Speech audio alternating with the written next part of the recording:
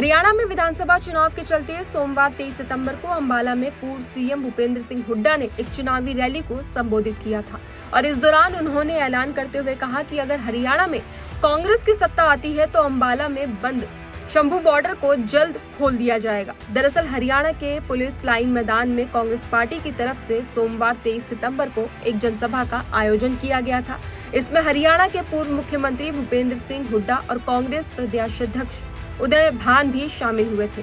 तो वहीं इस मौके पर मुलाना से कांग्रेस प्रत्याशी पूजा चौधरी, अंबाला लोकसभा सांसद वरुण चौधरी, यमुनानगर प्रत्याशी समेत कांग्रेस के नेता भी वहां पर मौजूद रहे। ऐसे में भूपेंद्र हुड्डा ने रैली में जनसभा को संबोधित किया और हरियाणा में कांग्रेस की सरकार बनाने का दावा भी पेश किया। भूपेंद्र हुड्डा ने जनता को संबोधित करते हुए कहा कि जहां पर भी मैं जाता हूं वहां से एक ही आवाज आती है कि कांग्रेस आ रही है। मैं ये पूछना चाहता हूं कि ये हरियाणा में हुआ कैसे, क्योंकि लोगों ने अब 10 साल बीजेपी की सरकार और 10 साल पहले की कांग्रेस की सरकार दोनों को आपस में तौलकर देख लिया। हुड्डा ने आगे कहा कि 2009 में हरियाणा प्रति व्यक्ति आय में, कानून व्यवस्था में, नौकरी देने में और खेलों में नंबर 1 थी, लेकिन अब बीजेपी के राज में जनता बेरोजगारी में नंबर 1 है, महंगाई में नंबर 1 है और कानून व्यवस्था का तो बहुत बुरा हाल है।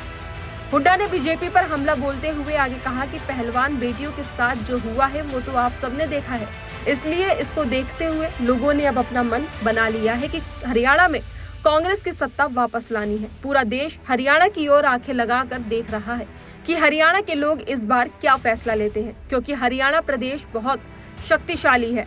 जब केंद्र की सरकार ने 3 कृषि कानून लेकर आई थी तो किस तरह हरियाणा और पंजाब के किसानों ने 1 साल संघर्ष किया और 700 से भी ज्यादा किसानों ने शहीदी दी और इसके चलते आखिरकार सरकार को अपना फैसला वापस लेना ही पड़ा। इसके आगे भूपेंद्र हुड्डा ने बीजेपी सरकार पर आरोप लगाते हुए सवाल पूछा कि अगर लोकतंत्र देश है तो किसानों के लिए रास्ते क्यों रोके गए, क्यों किसानों और लोगों पर लाठियां बरसाई गई। सरकार को लोगों से बात करनी चाहिए, उनकी समस्या को सुन उनका समाधान करना चाहिए। हुड्डा ने आगे कहा कि इस चुनाव में जैसे ही हरियाणा में कांग्रेस की सरकार बनेगी तो सबसे पहले शंभू बॉर्डर को खोलने का काम किया जाएगा। इसी के साथ ही उन्होंने हरियाणा में किसानों को एमएसपी की लीगल गारंटी देने की भी बात कही। आपको बता दें कि इस साल 13 फरवरी को किसानों के आंदोलन के चलते सरकार ने शंभू बॉर्डर को बंद करा दिया था और तभी से पंजाब और हरियाणा के कई व्यापारियों और किसानों को परेशानी का सामना करना पड़ रहा था। तो वहीं आगे हुड्डा ने कहा कि राहुल गांधी देश में विपक्ष के रूप में एक मजबूत नेता है।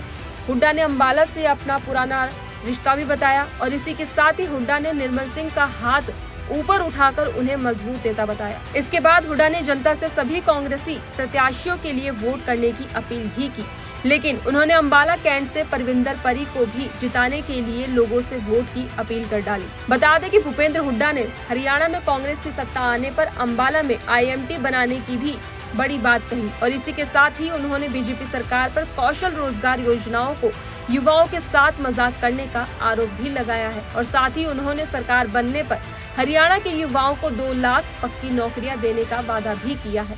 आपको बता दें कि अंबाला में चुनावी जनसभा को संबोधित करने के बाद हुड्डा रोहतक पहुंचे थे, जहां पर एक मीडिया से बातचीत के दौरान उनसे जब कुमारी सैलजा को लेकर सवाल किया गया तो उन्होंने कहा कि कुमारी सैलजा पार्टी की एक वरिष्ठ नेता है और हमें उनसे कोई नाराजगी नहीं है।